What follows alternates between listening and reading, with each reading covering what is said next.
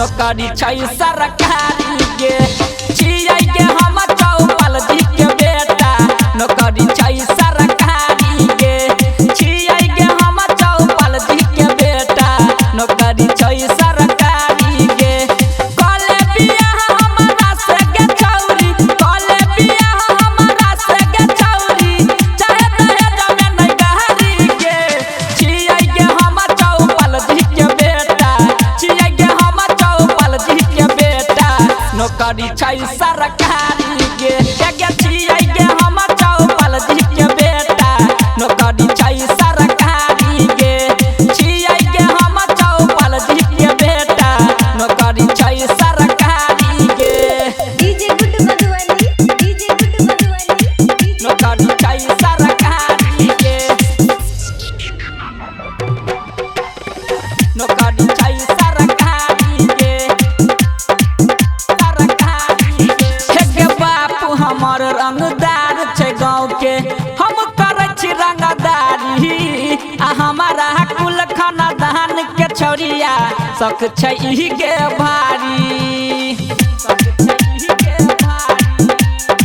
शक छै इही के भारी गे छौरी बाप हमर रंगदार छै गाँव के हम करे छी रंगदारी आ हमारा कुल खानदान के गोरकी शक छै बड़ गई भारी सातो जन्म रखबौ के खुशी से सुन ले बात हमर प्यारी के छियै के हम चौपाल जी के बेटा नौकरी छै सरकारी के हे गे छियै के हम चौपाल जी के बेटा नौकरी छै सरकारी के DJ Guddu Madhubani presented by Chopalji Music. हे गे छियै के हम चौपाल जी के बेटा नौकरी छै सरकारी के सरकारी के हे गे जहिया से तोरा देखलौ हमहू दिल में बस गेलही अजह अकेला पे सुन गे छौरी जादू केहन चलेलही जादू केहन चलेलही जादू केहन चलेलही हे गे जहिया से तोरा देखलौ हमहू दिल में बस गेलही